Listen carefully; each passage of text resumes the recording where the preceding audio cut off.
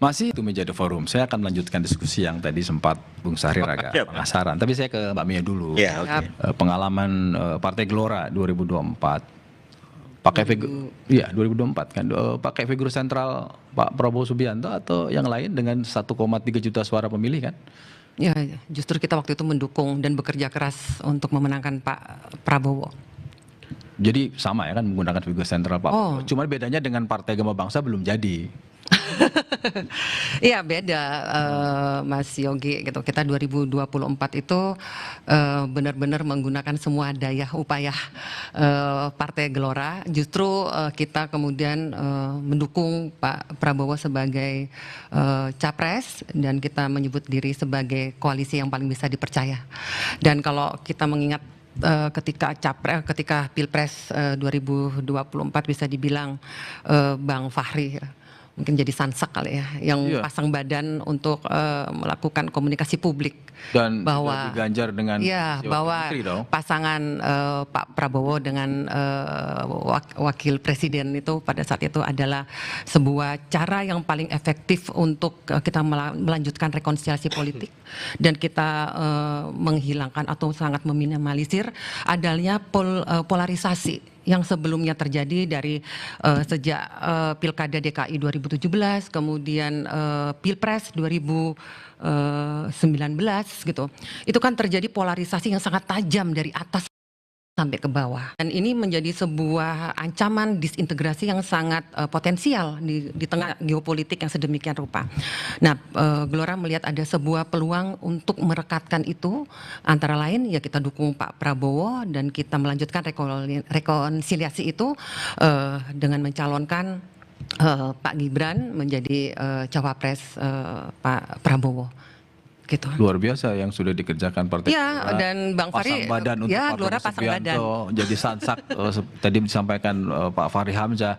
Tapi dan itu sebenarnya seperti dikatakan belum lolos ke Senayan. Mas Ahmad Raufik ini juga untuk kepentingan kebangsaan begitu kan, begitu. Belum lolos ke Senayan ini, ya ini mungkin kita bisa bahas di diskusi ini. Ini juga kami juga mengingatkan kepada teman-teman partai baru ini tentang kepada mereka berdua ya. Iya, kepada Mas Raufik dan Mas Nasihat. Bukanlah, ini justru senior lah ini ya gitu Mas Raufik. Ini juga ada Mas Adi tentang parliamentary threshold yang tadi sudah saya sebutkan adanya pengabulan gugatan oleh MK yang parliamentary threshold 4% itu kemudian bisa ditinjau kembali dan sekarang bolanya sebenarnya ada di DPR. Apa mungkin? Masih berharap. Bolanya di DPR. Hati-hati dengan istilah ditinjau kembali.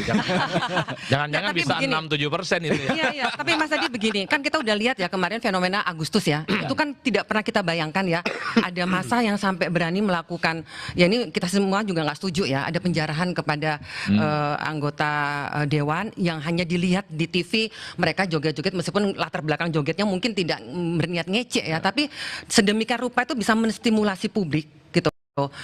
Menjadi semacam pembenaran kepada publik atas ketidakpercayaan lagi publik kepada dewan atau partai politik yang sekarang ada di parlemen.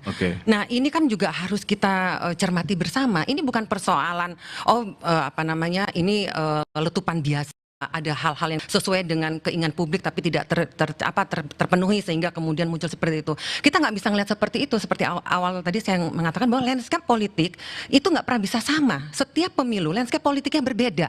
Dan ini ada hal-hal yang di luar kebiasaan atau nggak pernah terjadi sebelumnya terjadi. Ini mesti kita harus cermati bersama. Kalau DPR misalnya tetap kekeh tentang peninjauan kembali PT 4% atau ambang batas 4% ini dan tetap kata Mas Adi malah dinaikkan, hati-hati. Kita mungkin nanti tinggal penonton ya Mas Rafiq ya, Bang Sahrin ya gitu. Artinya loh ini ada sebuah kita melakukan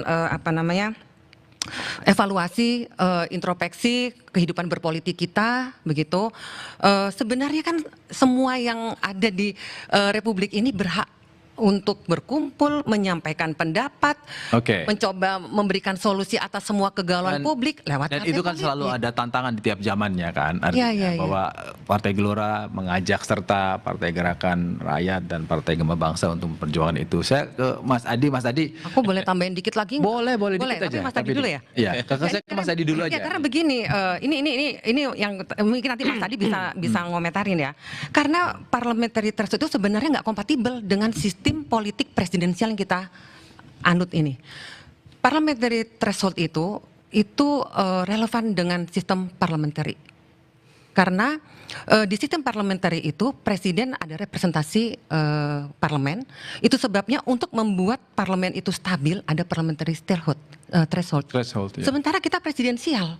Presiden tidak bisa di impeachment oleh DPR. Jadi parliamentary threshold ini sebenarnya tidak kompatibel, tidak matching dengan sistem politik yang nanti ada. Nanti akan jadi Ya, bahan oke. pertimbangan teman-teman di Senayan untuk membahas itu. Apakah jadi 4% ini juga bergeser dalam atau rangka untuk 6%? menggugah benak publik lah. Saya kembali lagi ke soal early booking politik itu. Mas Adi melihat ini kecerdasan, gaya baru, atau sebenarnya ini cuman ya memang ada yang order tetapi harus muncul dan kemudian mencoba peruntungan politik? Ya, sebenarnya susah untuk menjawab secara hitam putih ya. Tapi memang ada kecenderungan di kita itu, Mas Yogi. Secara prinsip kalau ingin menghadapi pertarungan politik dari fase ke fase selalu muncul partai-partai politik yang baru. Tapi kita memahami partai politik yang baru itu seringkali tidak lahir dalam ruang hampa.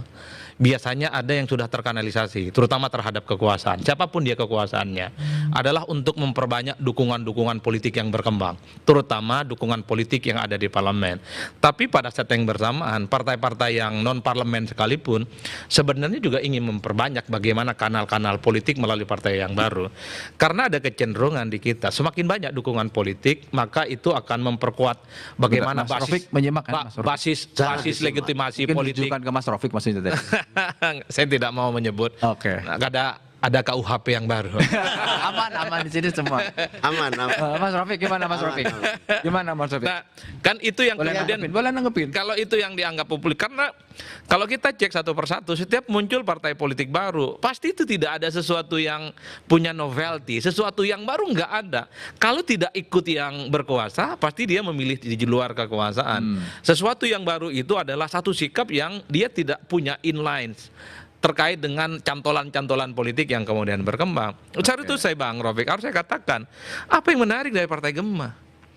Kalau yang disampaikan soal bagaimana program pemerintah yang populis, Prabowo, ini soal enggak ada soal. Tapi kan pemilih dari Partai Gema ini, apa yang kemudian tertarik untuk menjadi bergabung di dalamnya? Kalau yang Karena memang yang mendukung disampaikan, Pak Prabowo Subianto udah banyak ya. betul, Ya, kalau begini. judulnya adalah menyampaikan gagasan Pak Prabowo, mending ikut Gerindra saja. Yang 400 iya. karat jelas-jelas Oke. Prabowo Subianto. Gimana Mas Ya, Rofik? Ini yang saya begini. khawatir akan membakar rumahnya sendiri, Pak. Ya, Itu. Semua bangsa itu adalah kumpulan dari para aktivis dan politisi-politisi yang sangat idealis lah. Nah, kami itu kan pertama berembuk untuk membuat partai ini adalah harus ada diferensiasi. Apa sih yang membedakan itu? Yang membedakan itu adalah akhirnya kami bersepakat dengan istilah desentralisasi politik itu. Yang semula sentralistik, semua otoritas itu ada di pusat, semua oleh Gema Bangsa dikembalikan di daerah. Jadi daerah itulah yang menentukan masa depannya. Kita tahu bahwa yang disebut order tadi itu rata-rata semuanya dari pusat. Lahirnya pimpinan-pimpinan kepala daerah dari Jadi Gema Bangsa bukan itu order, semuanya itu. Nah, kalau Lahir Gema dari bawah, Bangsa organik. justru memberikan sepenuhnya otoritas itu kepada mereka yang ada di bawah. Ini diferensiasi. Seluruh partai, mungkin saya nggak tahu partainya Pak Sarif, satu-satunya partai Gema Bangsa lah yang melakukan proses desentralisasi itu. Artinya kami ingin memberikan kepercayaan kepada mereka-mereka yang di bawah itu untuk menentukan masa depannya. Jadi istilah katanya itu adalah Partai Gema Bangsa itu adalah partai lokal yang berbasis nasional. Jadi itu diferensiasinya. Dalam itu satu hal yang tidak bisa dinafikan, dan itu kami kunci di dalam ADART. Ini bukan bohong-bohongan. Saya sebagai aktivis politik ya dan sebagai politisi, kalau hanya sekedar mencari kekuasaan, pasti saya tidak bikin partai. kalau sekedar mencari kekuasaan. Tetapi justru kami ingin membuka ruang baru, arah baru, memberdayakan Ruang demokrasi aspirasi. secara substansial dengan cara desentralisasi itu. Intinya adalah ini bagian dari perlawanan politik terhadap partai-partai yang Oke. lain. Dan buat Gema Bangsa besok mau menang mau kalah nggak penting. Oh, kalau yang penting ini adalah bagian kalau dari figur ikhtiar sentralnya sudah politik. presiden dan punya Nah, sumber daya kalau yang soal luar biasa, kayaknya presiden, jangan khawatir kalah ya. Soal presiden itu kan begini, ini adalah soal pilihan di depan nih, yang tidak boleh mengganggu proses konsolidasi politiknya Gema Bangsa. Oke. Jadi keputusan soal capres oke, selesai di sini. Kami Proses taruh di Gema sini, Bangsa. kami menata diri nih soal konsolidasi desentralisasi. Oke, Mas Rafiq. Ya, Nah, kalau tadi disampaikan Sehari sedikit. tahan dulu. Kita harus jeda. Oh, iya. Satu meja The Forum akan kembali setelah yang satu ini. Ya ya. Berarti Prof.